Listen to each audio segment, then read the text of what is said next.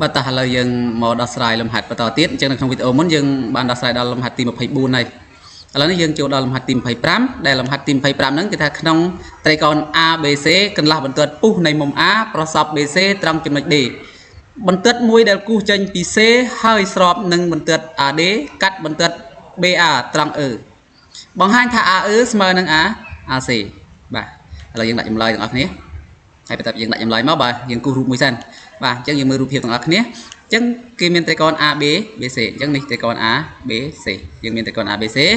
កន្លះបន្ទាត់ពុះនៃមុំ A បាទអញ្ចឹងកន្លះបន្ទាត់ពុះនៃមុំ A អញ្ចឹងនេះពុះមុំនេះជា2អញ្ចឹងយើងបានបែបនេះពុះនៃមុំ A ហើយប្រសពនឹង BC នេះជួប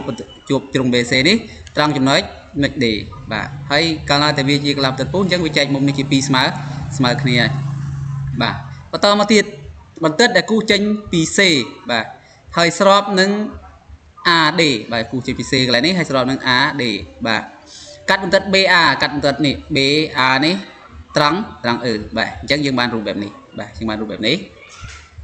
ឡូវនេះយើងគូសរូប A នេះរួចហើយបាទអញ្ចឹង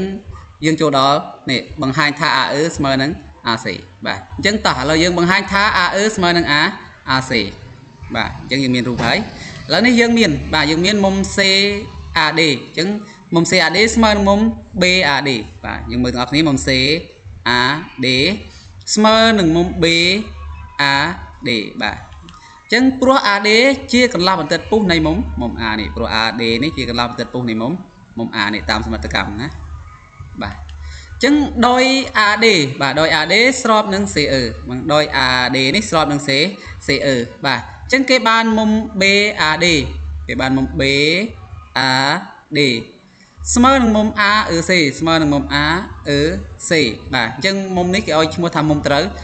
គ្នាបាទត្រូវគ្នាដោយសារនេះបន្ទាត់ពីរនេះស្របគ្នាហើយបន្ទាត់នេះ BA ហើយ AE នេះគឺជាបន្ទាត់តែមួយទេអញ្ចឹងវាជាមុំត្រូវគ្នាអញ្ចឹងវាស្មើគ្នាហើយបាទនឹងមុំ CAD បាទមុំ CAD ស្មើនឹងមុំ ACE ស្មើនឹងមុំ ACE បាទមុំឆ្លាស់ក្នុងបាទអញ្ចឹងមុំ2នេះជាមុំឆ្លាស់ក្នុងណាអូខេអញ្ចឹងគេបានមុំ AEC ស្មើនឹងមុំ ACE ស្មើនឹងមុំ ACE មានន័យថានៅក្នុងត្រីកោណ AEC នេះមានមុំ2ប៉ុណ្ណេះហើយគឺមុំខាងនេះបាទស្មើនឹងមុំខាងនេះបាទអញ្ចឹងបើសិនជាមុំ2ប៉ុណ្ណេះគ្នាអញ្ចឹងមានន័យថាត្រីកោណនេះជាត្រីកោណសមបាទបាទអញ្ចឹងដូចនេះត្រីកោណ ACE នេះជាត្រីកោណសម្បត្តិដែលមានកំពូល A បាទអញ្ចឹងវាជាត្រីកោណសម្បត្តិដែលមានកំពូល A អញ្ចឹងបើសិនជាវាជាត្រីកោណសម្បត្តិអញ្ចឹងមានន័យថាបន្ទាត់ទាំងពីរនេះស្មើគ្នាហើយបាទអញ្ចឹងបើសិនជាវាជាត្រីកោណសម្បត្តិមានន័យថាបាទជ្រុងទាំងពីរនេះគឺប៉ុនគ្នាបាទអញ្ចឹងនាំឲ្យ AE ស្មើនឹង AC បាទអញ្ចឹងសូមអរគុណយើងនឹងជួបគ្នានៅលំហាត់បន្តទៀតណា